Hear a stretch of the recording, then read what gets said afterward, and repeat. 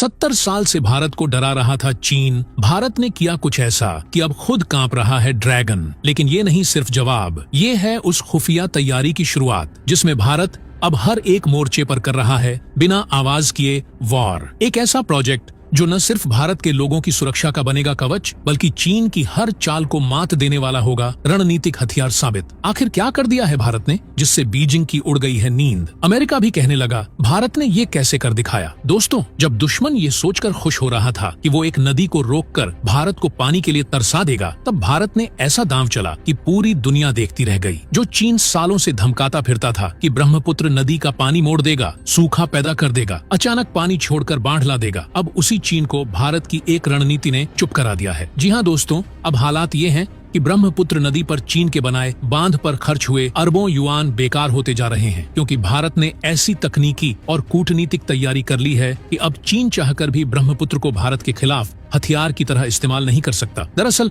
बात शुरू होती है उस नदी से जिसे चीन यारलुंग त्सांगपो कहता है और हम ब्रह्मपुत्र। यह वही नदी है जो अरुणाचल प्रदेश से होते हुए पूरे असम की जीवन रेखा बनती है। चीन इस पर तिब्बत में एक मेगा डैम बना रहा है और इस डैम का उद्देश्य सिर्फ ऊर्जा उत्पादन नहीं बल्कि भारत पर जल दबाव बनाना भी है। अगर कभी चीन यह पानी रोकता है तो पूर्वोत्तर में सूखा पड़ेगा और अगर एक साथ छोड़ देता है तो तबाही आ सकती है। लेकिन दोस्तों, चीन की इसी रणनीति को भारत ने अब आईना दिखा दिया है। भारत ने न सिर्फ चीन की हरकतों पर पैनी नजर रखी बल्कि एक ऐसा वाटर इंटेलिजेंस नेटवर्क खड़ा कर दिया है जो रियल टाइम में यह बताता है कि चीन कब क्या करने वाला है। इससे पहले कि चीन पानी छोड़े, भारत को अब पहले से अलर्ट मिल जाता है। और यह कोई हवाई दावा नहीं। भारत ने ब्रह्मपुत्र पर high tech sensing station, satellite mapping और ग्राउंड रडार सिस्टम के जरिए यह कर दिखाया है। अब न चीन की चाल छुपती है न उसकी साजिश। इतना ही नहीं, भारत ने अरुणाचल प्रदेश और असम में ब्रह्मपुत्र के किनारे किनारे दर्जनों माइक्रो और मेगा स्टोरेज डैम बनाने का ब्लूप्रिंट तैयार कर लिया है। इससे दो फायदे होंगे। पहला, अगर चीन पानी रोकेगा तो भारत अपने डैम से किसानों की जरूरत पूरी करेगा, और दूसरा, अगर चीन अचानक पानी छोड़ेगा तो भारत के स्टोरेज डैम उस बाढ़ के पानी को नियंत्रित करके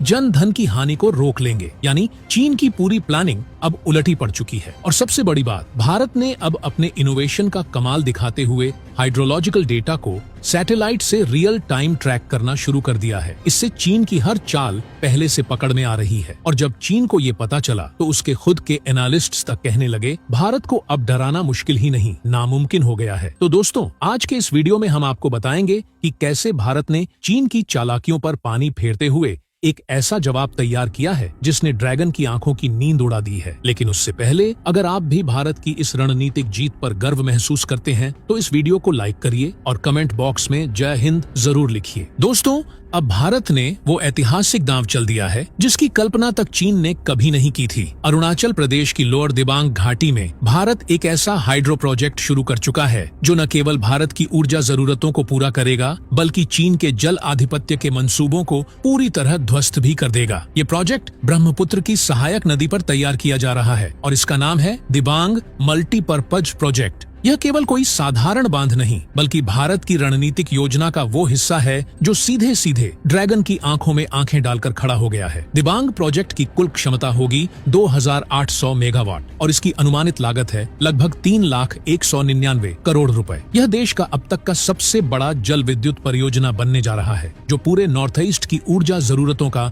नया आधार होगा। खास बात यह है कि यह बांध चीन सीमा से बेहद नजदीक स्थित होगा और इससे मिलने वाली बिजली की सप्लाई से अरुणाचल और असम को नई ताकत मिलने वाली है। इस पूरे प्रोजेक्ट को तैयार होने में लगभग 9 साल लगेंगे, लेकिन इसकी शुरुआत से ही चीन के माथे पर बल पड़ने लगे हैं। इस प्रोजेक्ट के तहत जो बांध तैयार किया जा रहा है उसकी ऊंचाई 237 मीटर होगी। यानी यह केवल एक तकनीकी निर्माण नहीं बल्कि भारत की ऊंची सोच और भविष्य की तैयारी का प्रतीक बनेगा। इसमें कुल 6 सुरंगें बनेंगी जो एक तरफ से पानी को स्टोर करेंगी और दूसरी ओर बिजली का उत्पादन सुनिश्चित करेंगी। यह स्टोरेज बेस्ड मॉडल ब्रह्मपुत्र जैसी अनियमित नदी को कंट्रोल करने का सबसे आधुनिक और प्रभावी तरीका होगा। अब बात करें इसके सबसे बड़े फायदे की, बाढ़ नियंत्रण। मानसून के मौसम में असम और अरुणाचल प्रदेश सालों से ब्रह्मपुत्र की बाढ़ का प्रकोप झेलते आ रहे हैं, लेकिन अब इस प्रोजेक्ट की मदद से मानसूनी बाढ़ को रोका जा सकेगा। यानी अब न सिर्फ जान माल की रक्षा होगी, बल्कि कृषि और ग्रामीण जीवन को स्थिरता भी मिलेगी। जो क्षेत्र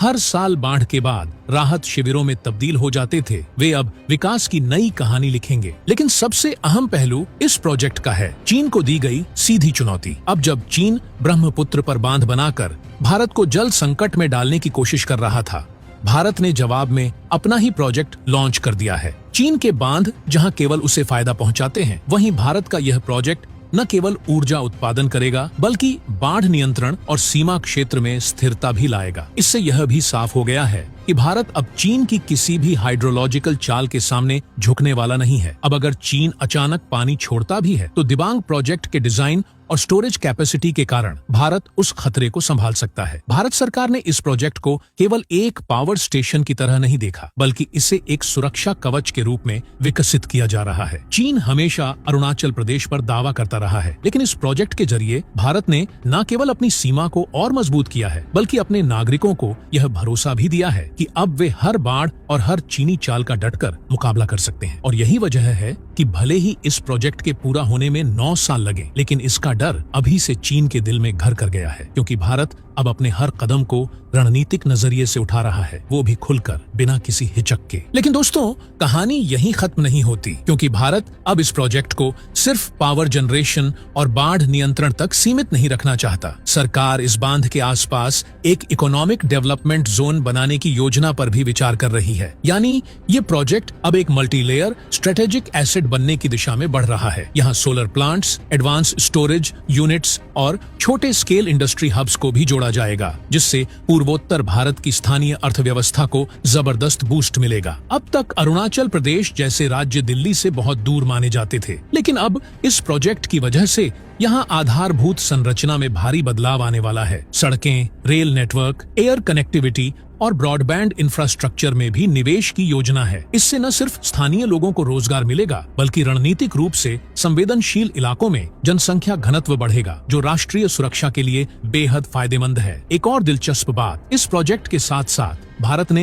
हिमालयन ग्लेशियर मॉनिटरिंग सिस्टम को भी एक्टिव करने की योजना बनाई है। इससे यह सुनिश्चित किया जाएगा कि पानी के बहाव, वर्षा और ग्लेशियर मेल्टिंग के हर डेटा को रियल टाइम ट्रैक किया जा सके। यह सिस्टम भारत को बाढ़ या जल संकट से पहले ही सतर्क कर देगा, जो आज के जलवायु परिवर्तन के दौर में बहुत बड़ी उपलब्धि है। इतना ही नहीं, यह प्रोजेक्ट आने वाले समय में टूरिज्म को भी प्रमोट करेगा। बांध के आसपास एक हेरिटेज वाटर कॉरिडोर विकसित करने की भी तैयारी है, जहां पर्यटक इस मेगा स्ट्रक्चर को देखने आ सकेंगे। इस क्षेत्र की प्राकृतिक सुंदरता को देखते हुए यहाँ एडवेंचर और इको टूरिज्म का जबरदस्त स्कोप है। यानी यह सिर्फ एक डैम नहीं है, यह भारत के पूर्वोत्तर को रणनीतिक, आर्थिक और तकनीकी रूप से उठाने वाला वो इंजन बनने जा रहा है, जिसकी आवाज बीजिंग तक सुनाई देगी। यह प्रोजेक्ट भारत के विजन ईस्ट को मजबूती देने वाला सबसे अहम कदम बनता जा रहा है। तो दोस्तों, अब सवाल उठता है कि क्या चीन अपनी पिछली नीतियों पर पुनर्विचार करेगा, या फिर भारत के इस निर्णायक कदम के बाद कोई नई चाल चलेगा? हमें नीचे कमेंट बॉक्स में बताइए कि आप इस ऐतिहासिक रणनीति के बारे में क्या सोचते हैं। जय हिंद, जय भारत।